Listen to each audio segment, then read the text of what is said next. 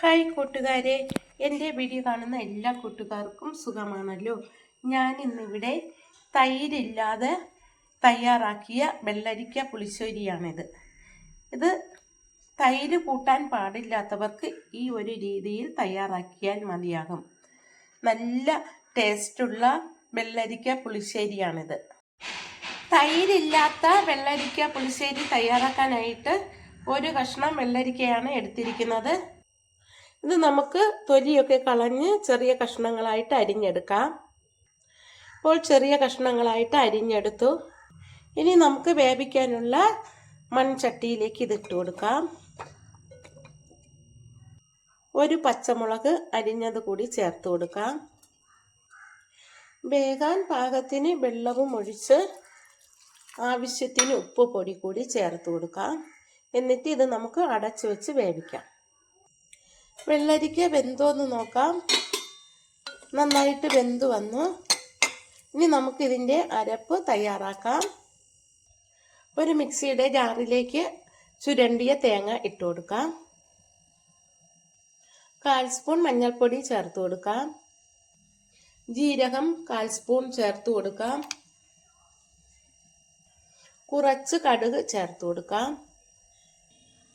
2-3 ചെറിയ ഉള്ളി ചേർത്ത് കൊടുക്കാം.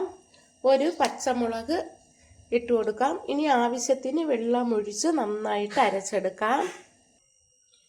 വെള്ളരിക്ക നന്നായിട്ട് വെന്തു. ഇനി നമുക്ക് അരച്ച് വെച്ചിരിക്കുന്ന കൂട്ട് അതിലേക്ക് ഒഴിച്ചു കൊടുക്കാം.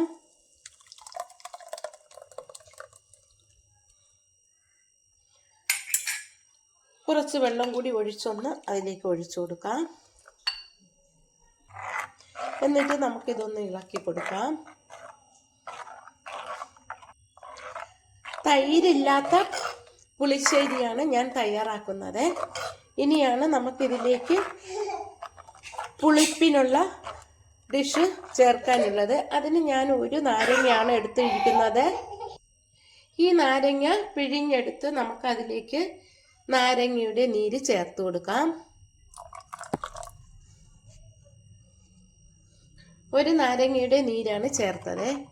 ഇനി നമുക്കിതിലേക്ക് ആവശ്യത്തിന് ഉപ്പ് കൂടി ചേർത്ത് കൊടുക്കാം.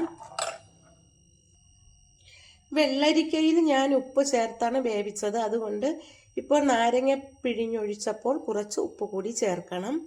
ഉപ്പ് നോക്കിയിട്ട് കൂടുതൽ വേണമെങ്കിൽ കുറച്ചും കൂടി ചേർത്ത് കൊടുക്കാം.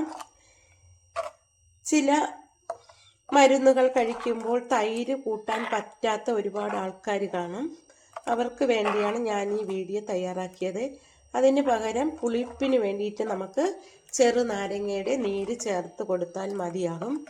ഇനി നമുക്കിതിലേക്ക് കടുക് വറുത്ത് താളിച്ചു കൊടുക്കാം. ചില ആയുർവേദ മരുന്നുകൾ കഴിക്കുമ്പോൾ തൈര് കൂട്ടാൻ പാടില്ല. അവർക്കൊക്കെ ഇങ്ങനെ ഒരു നാരങ്ങയുടെ നീര് ചേർത്താൽ മതിയാകും. നല്ല പുളിശ്ശേരി, വെള്ളരിക്ക പുളിശ്ശേരി റെഡിയായി. ഞാൻ തയ്യാറാക്കിയ ഈ വീഡിയോ ഇഷ്ടമായെങ്കിൽ ആദ്യമായി കാണുന്നവരെല്ലാം എൻ്റെ ചാനൽ സബ്സ്ക്രൈബ് ചെയ്യണം, എന്നെ സപ്പോർട്ട് ചെയ്യണം. Thank you.